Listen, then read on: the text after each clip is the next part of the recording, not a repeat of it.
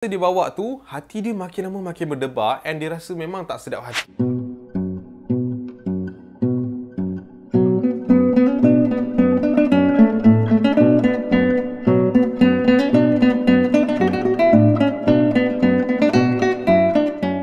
Assalamualaikum, welcome back to my channel. Okay, so hari ni dah kembalilah kita ke hari Isnin seperti biasa. Di mana kalau hari Isnin, yalah, semua orang tahulah yang kita ni akan share tentang cerita-cerita seram. So untuk minggu ni, aku rasa ini adalah edisi baru yang kita tak pernah ada sebelum ni.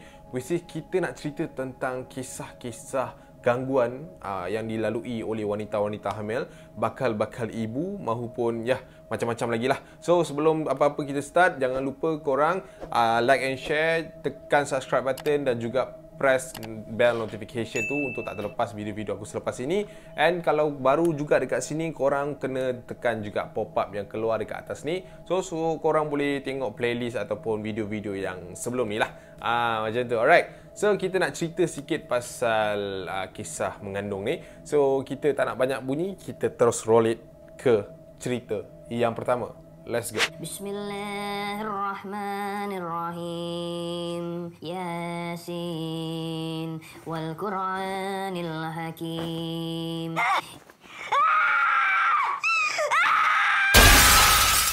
Soalnya kan dia nggak nanggung kematiannya sendiri.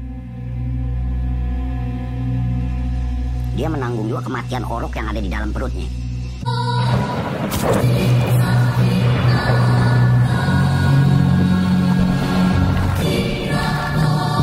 Alright, so sebelum tu macam biasa, sebelum kita nak start cerita, disclaimer awal-awal, cuba fahamkan apa yang saya nak cakap ni. Kalau tak boleh faham, itu adalah tanggungjawab awak sendiri, okay? So, first thing first, siapa-siapa yang tak boleh nak menonton video ni sampai ke akhir, korang boleh ambil inisiatif untuk mendengar, sebab dalam ni banyak elemen-elemen yang boleh memeranjatkan korang, yang ada orang kata mungkin saya boleh membunuh ataupun mengakibatkan something yang serius.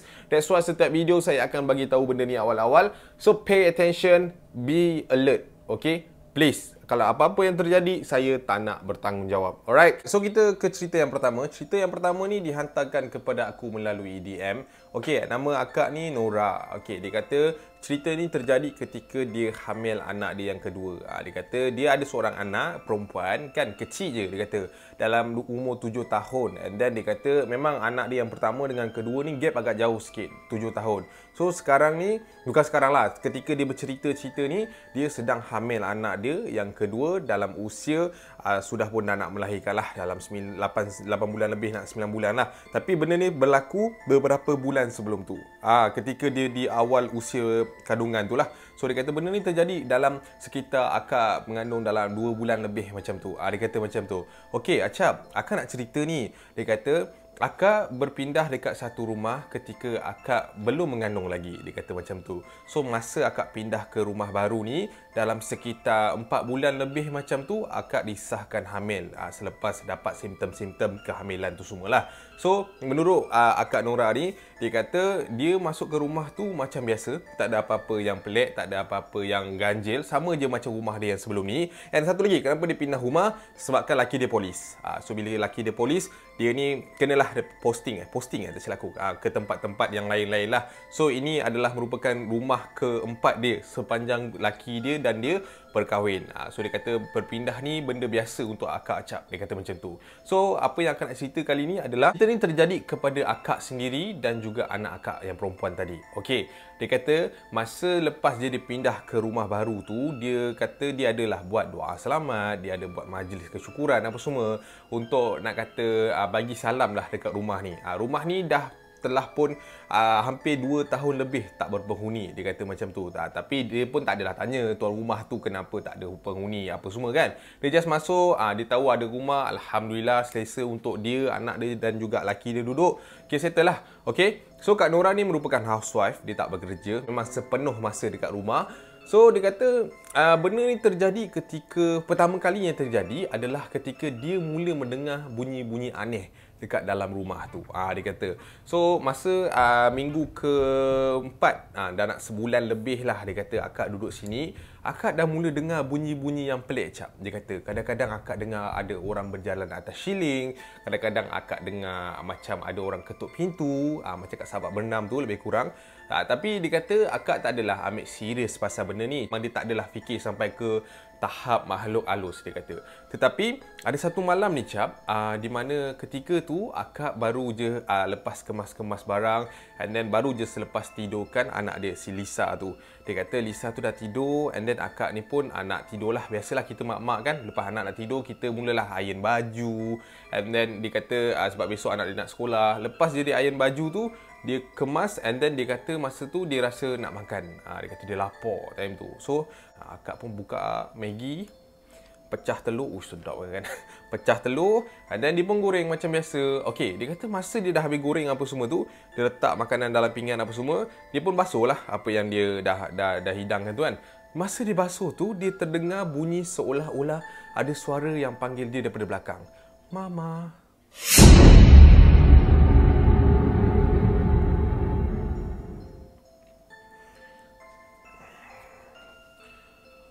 Tak ada siapa-siapa kat belakang. And apa yang dia pelik, anak dia ni panggil mak dia Umi, bukan Mama. So dia pun macam, daripada mana pula celah ada orang panggil dia Mama kan. So dia pun macam, mungkin perasaan akak je kot time tu. Dia kata, akak pun basuh. So akak basuh, and then akak duduk lah. Akak duduk makan apa semua kan. Masa akak makan tu, akak dengar sekali lagi, Mama. Tapi kali ni suara tu rasa macam dekat sangat Cap. Dia seolah-olah, faham tak? Macam kau tengah makan, anak kau minta makanan kat tepi dia. Dia kata macam tu. Lepas tu dia pun macam masa tu dia cepat habiskan makanan, and then dia pun tutup apa semua, and dia pun pergi tidur. So dia pun macam malam tu dia tawakal je lah. Masa dia tidur tu dia buka lah surah-surah yang patut, and then dia kata Alhamdulillah malam tu tak ada apa-apa kejadian yang pelik berlaku. Tapi itu baru permulaan, dia kata. So besok tu selepas anak dia dah pergi sekolah, balik sekolah pukul 1 lebih macam tu. Biasalah kalau budak-budak zaman 2011, 2010 ni aku tak tahulah macam mana kan. Dia orang balik rumah, dia kata, and then dia terus masuk bilik and untuk berehat lah anaknya. Kadang-kadang anak dia main apa tu? iPad dulu, iPad. Kadang-kadang anak dia main-mainan seorang-seorang apa semua. Lepas tu dia kata masa siang tu Cap, akak terperanjat sebab akak datang dekat akak dalam pukul 3 lebih macam tu. Dia kata, Mama, lapar. Time tu Kak Nora macam tersentak lah. Dia macam, dah kenapa panggil Mama ni? Dia kata macam tu. Lepas tu, Ma, lapar. Oh, ya ke? Okey. Kejap. Lepas tu dia kata, masa tu akak pun cedokkanlah nasi. Lepas tu adalah lauk sikit apa semua. Akak letaklah dekat meja tu. Dia kata macam tu. So, dia pun duduk atas tu. Dia makan. And then dia pun turun balik lah untuk pergi kat bilik dia. Lepas tu time tu si akak Nora ni dah pelik. Kenapa anak dia macam tu kan? Tak pernah panggil Mama, and then dengan benda yang terjadi malam lepas tu kan, dia dah rasa pelik and hairan. So dia pun biar je lah. Dia pun biar apa semua. Malam pun menjelma. Malam ni yang dia kena teruk tu, dia kata. Okey, selepas je Lisa ni tidur, dia kata dia pun masuk bilik terus. Dia tak nak makan dah sebab dia takut benda yang sama terjadi kan. So dia pun masuk bilik.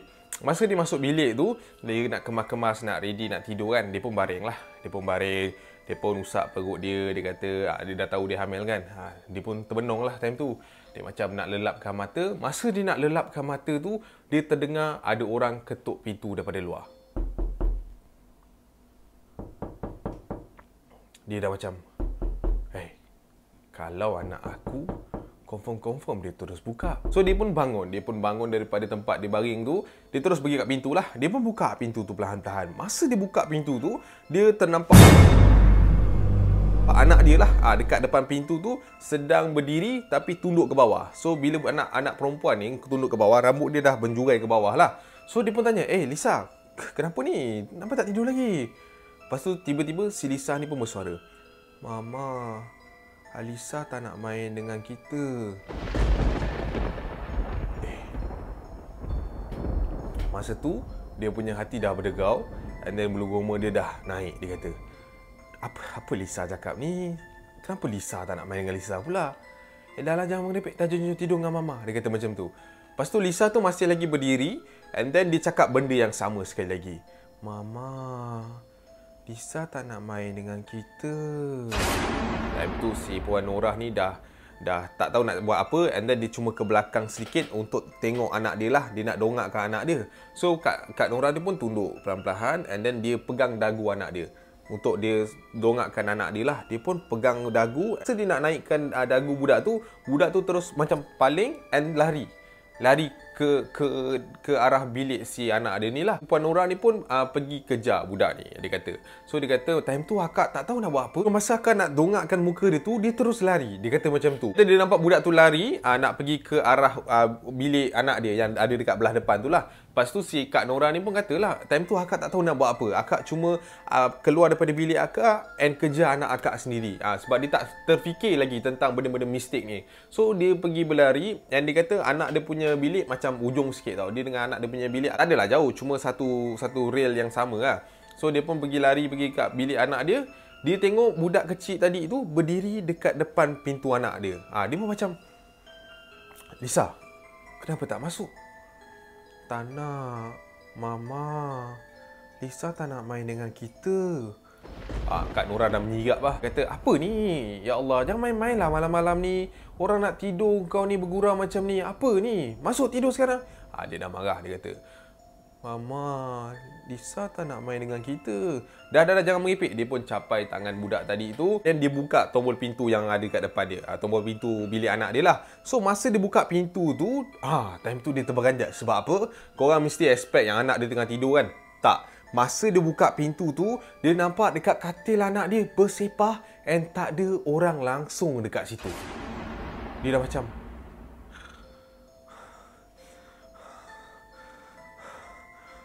Mama, Lisa tak nak main dengan kita. Dia pun tengok budak tu. Lisa mana ni? Dia tanya budak yang ada kat sebelah dia. Masa dia tanya budak kat sebelah tu, and sekali lagi dia terdengar satu lagi suara di mana ketika itu memeranjatkan dia sekali lagi. Umi! Umi pegang siapa tu? Time tu dia terdengar suara anak dia datang daripada belakang. Dia dalam keadaan yang gusar, memang menakutkan ketika itu. Bulu roma dia semua dah naik. Dia perlahan-lahan toleh ke arah belakang. So, masa dia toleh ke arah belakang, alangkah terperanjatnya, dia nampak anak dia sedang berdiri keluar daripada pintu bilik dia tadi. Yes, pintu bilik dia kan kat ujung tu kan. Dia nampak anak dia keluar and then anak dia berdiri and siapa pula budak kecil yang dia tengah pimpin tangan ni. So masa tu dia punya perasaan, kau faham tak? Dia tak tahu nak bagi mana, tapi disebabkan hati dia kuat yang katakan Umi tu adalah anak dia and budak yang panggil Mama ni bukan anak dia. So dia time tu dia tak pandang bawah, dia cuma pusing, dia lepaskan tangan, dia terus pergi lari ke arah bilik dia and dia bawa masuk anak dia dalam bilik. Dia kunci bilik dia and then dia pasang surah. And ketika dia pasang surah tu, dia terdengar pintu dia diketuk dengan sangat-sangat kuat dan sangat-sangat lain macam lah, senang cerita. Macam orang marah tau. Ketuk, Mama, Mama. And time tu dia selimutkan anak dia tutup sampailah mereka dua-dua tertidur. And pada pagi besok tu dalam pukul 7 lebih bapaknya pulang. Lepas tu bapak dia buka pintu, tengok dua beranak dah tidur. Si Puan Nora ni pun bangun, bagi tahu cerita tu dekat suami dia. And then dibawakanlah ke pusat rawatan yang berdekatan dekat situ. Ada satu ustaz datang. And ustaz tu macam pergi scan rumah tu apa semua. And then ustaz tu kata kat dalam rumah ni memang ada satu penghuni. And masih lagi dia orang tak dapat kesan lah penghuni tu datang pada mana, asal pada mana. Sebab benda tu tak nak keluar masa ustaz tu datang. And dia orang ambil keputusan untuk berpindah di bulan yang baru. And dia orang terpaksa burn lah duit yang dia orang dah bayar apa semua kan. So macam tu lah cerita dia. Gangguan yang telah diterima oleh Kak Nora. Kalau kau dekat keadaan tu, apa kau buat? Seram. Let's go ke move up cerita kedua. Alright, so cerita kedua ni terjadi kepada si bapanya. Si bapa dia pula, bukan bapak dia yang kena ganggu lah. Cuma benda ni terjadi kepada bini dia. Tapi yang diceritakan adalah si brother ni lah. Brother Faizal ni. Brother Faizal ni, dia merupakan seorang pemandu lori. Dia kata. And then bini dia nama Lika. Lika. Bukan Dika Lika. Zalika. So, dia panggil bini dia dinamakan Lika lah. L-I-K-H-A. So, Lika ni dengan juga si, apa tadi nama lelaki dia? Faizal berkahwin, baru je berkahwin. Ini adalah merupakan anak yang pertama yang dikandungkan oleh si Lika ni. Okey. So cerita dia macam ni. Menurut Faizal, dia berkahwin dalam around bulan 6 macam tu. And then dia pun duduk dekat rumah mak mentua dia selama beberapa bulan sebelum dia nak berpindah pada tahun yang baru. Tapi dia kata dekat rumah mak mentua dia, selain bini dia, ada juga abang dia dan juga si siapa ni? Mak mentua dia sendirilah. Pak mentua dia dah meninggal lah. Dia kata ada mak mentua dia, abang dia dan juga si Lika ni. Dia kata pada satu malam tu dia ni ada barang yang perlu dia hantar. Dia ni duduk kat Ipoh Dia ni duduk kat Ipoh and then dia kena hantar barang dekat area Serdang. Serdang sana. So dalam perjalanan jarak dia dalam 3 jam lebih, tak silap aku lah kan. Okay, dia kata malam tu dia keluar lepas maghrib macam tu sebab dia punya time untuk hantar benda tu adalah pukul 9 malam. Dia kata macam tu. So bila pukul 9 malam tu, lepas maghrib tu dia dah keluar lah. Dia kata nak set up, nak ambil barang apa semua kan. So dia pun keluar kerja. Dia kata malam tu memang sumpah lillahi ta'ala, dia kata memang dia tak sedap hati. Dia pun tak tahu kenapa. Dia kata memang dia rasa semacam and dia nak keluar pada rumah tu dia rasa berat gila. Okay. So dia pun daripada Ipoh tu pergi kat tempat kilang dia. Kilang kerja dia lah. Di mana dia kena hantar barang tu kan. Dia pun pergi apa semua. So dia pun loading barang. Dia angkat barang. So dalam pukul 9 lebih tu dia dah bergerak lah ke arah Serdang. So dia pun bawa lori tu sorang-sorang dia kata. Tapi dalam keadaan memang tak sedap hati lah. Okay. So dia pun sampai kat Serdang dalam pukul 12.30 malam macam tu. And then dia dah loading apa semua. So dia pun kena balik dalam pukul 3 pagi dia akan sampai ke tempat tu. Okay. Sampai je Serdang. Selepas proses barang dia turun apa semua, dia pun balik ke Ipoh. Dia bawa lori yang sama. So masa dia bawa tu, hati dia makin lama makin berdebar and dia rasa memang tak sedap hati, dia kata. Dia tak tahu kenapa. And masa dia bawa lori tu, tiba-tiba handphone dia berbunyi. So dia pun angkat, dia pun tengok dekat dia punya skrin tu, nama mak mentua. So dia pun angkat. Hello, Assalamualaikum Mak. Dia kata time dia bagi salam tu, dia terdengar seperti ada orang sedang menjerit dan berteriak dekat dalam phone tu. And tiba-tiba suara abang ipar dia terus bercakap, Zal, kau kat mana Zal? Kau cepat sikit boleh tak? Kau boleh balik tak? Aku tak tahulah bini kau kenapa. Tak, tadi aku tak tahu. Dia tengah tidur, tiba-tiba dia kata dia panas. Lepas tu dia bangun mengilang-ngilang ni. Abang tak tahu nak buat apa ni Zal. Kau kena balik sekarang juga. Time tu Faizal dah rasa macam, kenapa bini aku ni? What happened kan? And dia kata macam tu lagilah hati seorang suami memang risau lah. Faizal cakap, cuba bagi Pak Dolah tu. Pak Dolah tahu kan pasal benda-benda ni. Aku dah nak dekat ni dalam tapi sejam lagi. Dia kata macam tu. Memang masa tu dia risau gila and then dia memang bergegas lah nak balik. Okey, tak apa. Abang try settlekan. Kau tu bawa baik balik. Tapi lepas tu sampai tu kau tak payah nak pergi mana-mana. Kau tunggu balik Okey bang. Saya balik bang sekarang. Dia kata macam tu. So dia pun tutup telefon. Memang time tu dia bawa macam fast furious lah. Bawa lori tu. Dia sampai dekat tempat dia punya base tu dah nak pukul 3, 2 lebih time tu. Memang laju dia kata. Dia pun turun and dia kata dengan toke dia nak balik sebab ada emergency. Dia pun bawa motor balik kat rumah dia. And masa dia balik rumah tu, dia tengok Pak Dolah tu tengah Auzubillahiminasyaitonirrajim. Bismillahirrahmanirrahim. Time tu dah nak pukul 3 pagi dah. Dia kata dia pun ketuk pintu and then bagi salam. And Pak Dolah tu kata jangan masuk. Dia kata macam tu. And then dia kata dia hanya dapat perhati apa yang berlaku dekat bini dia daripada luar. Dia kata macam tu. So abang si ni keluar daripada rumah tu and then pergi cakap dengan Faizal. Dia kata, asal kenapa ni? Tak ada Faizal. Aku tak tahu kenapa. Tadi masa pukul 11 lebih dia dah masuk tidur. Lepas tu kita orang dengar dia menjerit. Lepas tu dia kata dia nak air, dia panas. Lepas kita orang bagi air, dia terus mengacau. Aku tak tahu dia buat apa. Aku panggil Pak Dolah ni dah nak sejam lebih dah. Dok berubat, dok deal, tak jadi lagi. Kata macam tu. Allahu Akbar, apa hal ya Allah. Dia kata macam tu lah. So tiba-tiba masa diorang tengah bercakap and tengah bercerita tentang apa yang terjadi, si Pak Dolah ni panggil si Faizal ni untuk masuk. Dia pun masuk. Masa dia masuk tu, dia tengok bini dia dah macam ni lah. Dia kata macam tu. So bila dia dah macam tu, si Faizal ni pun pergi dekat bini dia. Pegang. Kenapa ni? Dia kata, Lika sayang, awak okey tak? So masa dia belai bini dia, tiba-tiba bini dia buka mata and bini dia menangis. Dia kata, ada orang merangkak dalam bilik kita bang.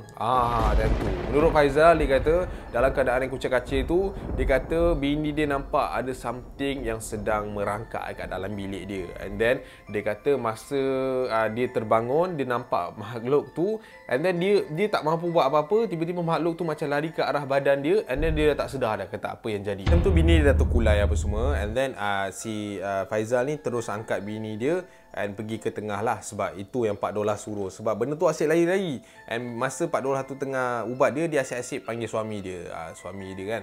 Lepas tu dia pun angkat pergi tengah, and then bini dia pun terbaring. Masa bini tu terbaring, Faizal tu pun pergi ke arah Pak Dolah ni. Dia kata macam tu. Dia pun tengah duduk apa semua, tiba-tiba dia terdengar suara bini dia macam ni.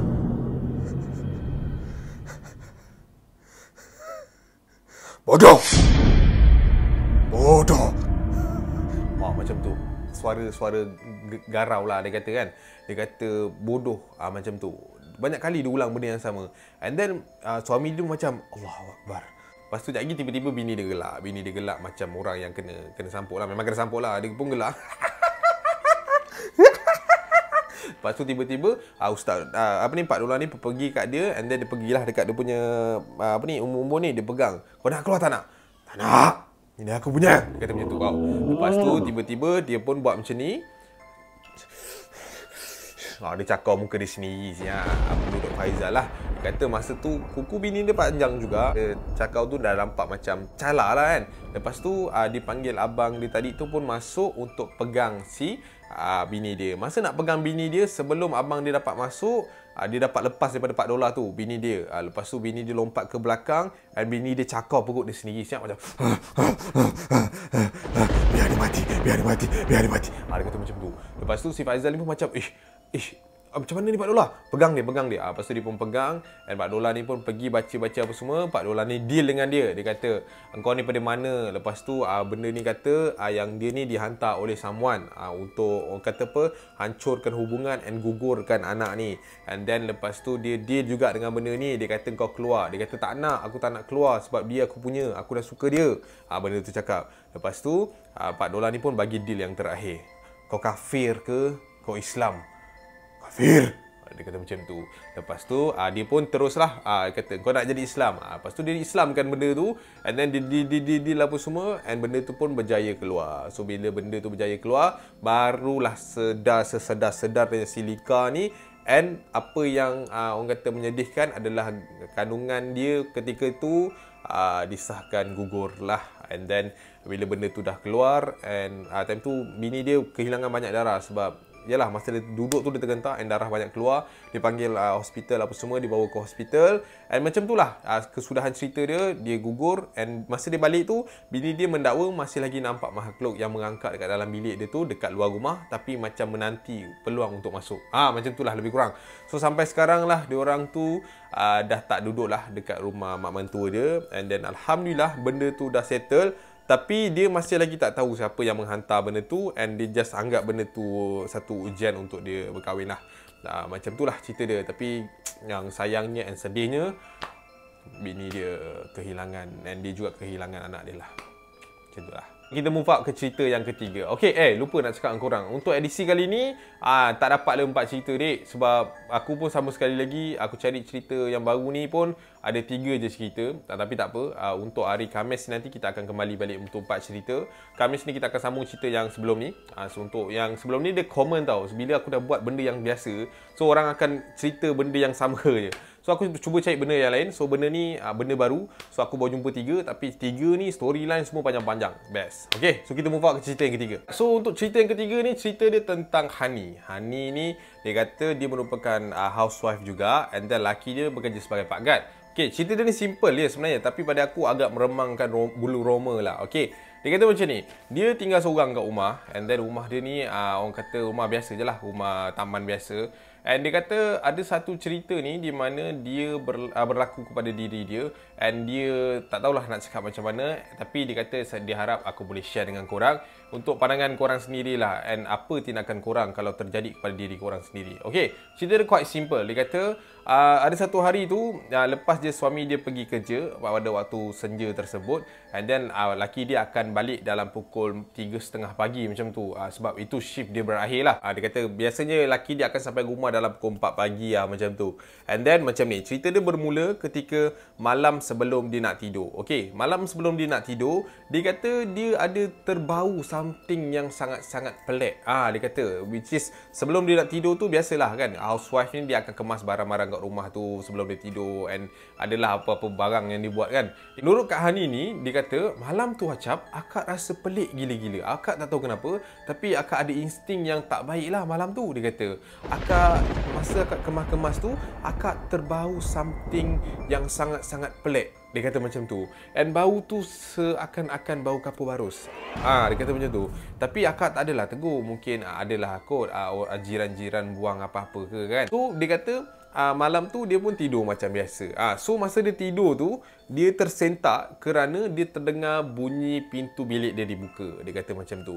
So masa pintu bilik tu terbuka, and then dia pun buka mata dia sikit sebab dia tengah tidur. Dia macam, lepas tu dia tengok ada seorang lelaki, ada tubuh seorang lelaki yang sedang datang menghampiri dia. So dia just assume that is dia punya husband. So dia pun tengok je lelaki dia. Abang, abang dah balik dah sorry lah, tak sedar, tak bangun.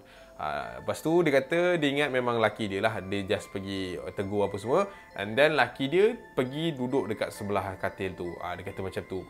Itu yang pelik. Dia kata sebelum ni biasanya laki akak kalau balik, laki akak memang akan terus pergi mandi. Dia kata jarang lah, sebab dia tahu yang akak dia tengah pregnant. So memang jarang dia akan datang dekat akak untuk tegur ke, bercakap ke, tak. Biasanya dia balik, dia tunggu mandi. Dia kata tubuh lelaki yang akak tak nampak dalam keadaan gelap, and akak mengantuk waktu tu, datang ke arah akak. Dia kata macam tu. So dia datang. Kau pun tengok je lah dia datang. So makin lama makin dekat, makin lama makin dekat. Sah, itu adalah suami dia. So dia pun duduk dekat tepi katil ni, and sambil si akak Hani tu ni sedang terbaring lah. So tengah terbaring, tiba-tiba lelaki tersebut pergi usap perut bini dia. Masa usap-usap perut apa semua. Lepas tu Kak Hani cakap, abang mandilah dulu. Nanti tak elok lah abang tu bawa balik kerja apa semua. Dia kata macam tu. Tapi dia kata suami dia ni diam je. Suami dia just macam pandang dia, tapi tak bercakap apa-apa. Dia just usap je perut bini dia. Lepas tu sekejap lagi, abang pergi mandi, okey? Lepas tu si Kak Adi ni pun cakap lah. Dia kata, abang pergi mandi, okey? Lepas tu sekejap lagi, yang susuk tubuh lelaki tu, yang suami dia tu, tiba-tiba turunkan kepala and pergi cium-cium perut bini dia. Dia kata macam tu. Lepas tu bini dia pun macam, abang, pergi mandilah. Dia kata, abang ni kenapa? Pelik-pelik je lah. Lepas tu, dia kata suami dia bangun, tak cakap banyak, pusing, and terus pergi ke arah luar bilik, nak pergi bilik air lah kat sebelah tu. And dia pun macam, laki aku ni, bukan-bukan sajalah. Dia rasa macam tu lah waktu tu.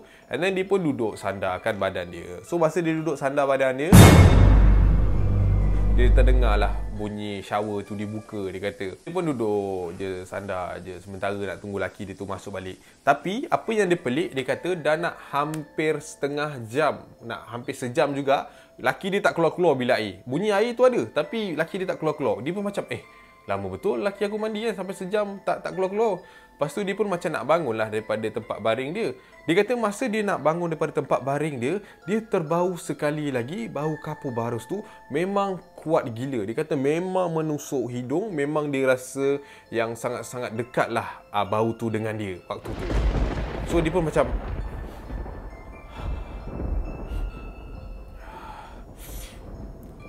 ni kapur barus ni. Krang! Assalamualaikum. Dia terdiam. Sebab apa? Dia kata time tu dia terdengar bunyi grill pintu dia dibuka, and ada orang bagi salam daripada luar. Jam menunjukkan pukul 4 pagi. dia tak sedar yang first orang cakap susuk tubuh lelaki tu masuk adalah dalam around pukul 3 lebih, which is itu adalah masa lelaki dia belum balik lah. Dia pun tak terfikir benda tu, dia mengantuk mamai kan, so dia pun macam tergamam, and dia tak keluar bilik time tu, dia just berdiri kat situ and terpaku. Time tu dia ternampak tombol pintu dia tu seperti dipusing.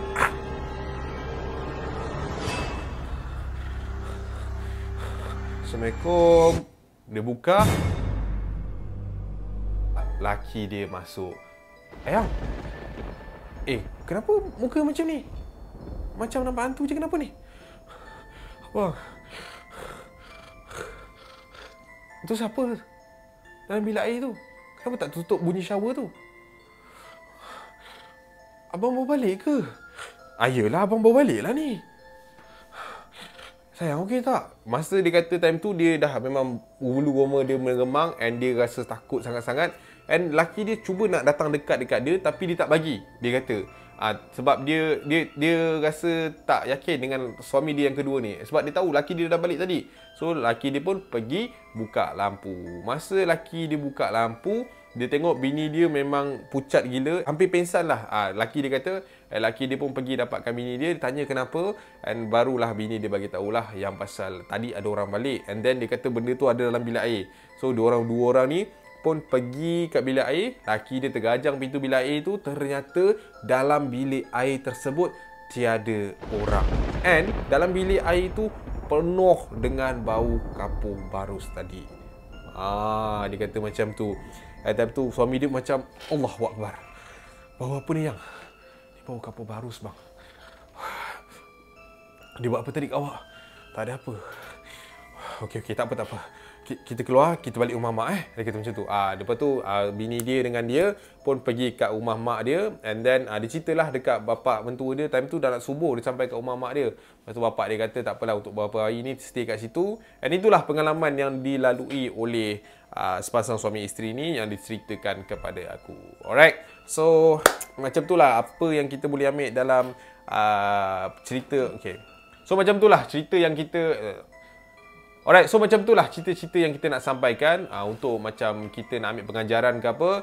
Cuma macam ni lah, aku pun belum kahwin, aku tak tahu. Mungkin yang viewers aku ni ada yang dah berkahwin, yang dah ada anak. Mungkin dah lalu pengalaman ketika bini dia mengandung. And mungkin korang lebih tahu.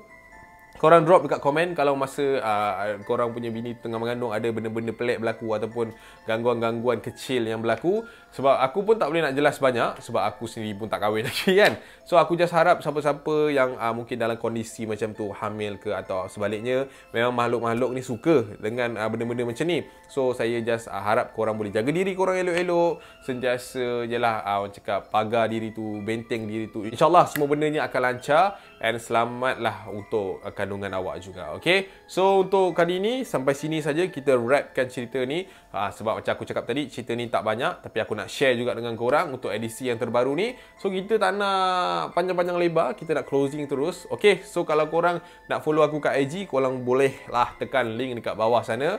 Untuk hari Khamis ni kita akan ada cerita baru. Okay, so hari Jumaat ni pun kita ada Idol Week balik. And hari Khamis ni jangan risau, akan ada 4 cerita. Sebab hari Khamis ni tak silap aku cerita asrama kot ke jalan, aku pun tak ingat. Tak pun tempat kerja, aku tak ingat lah.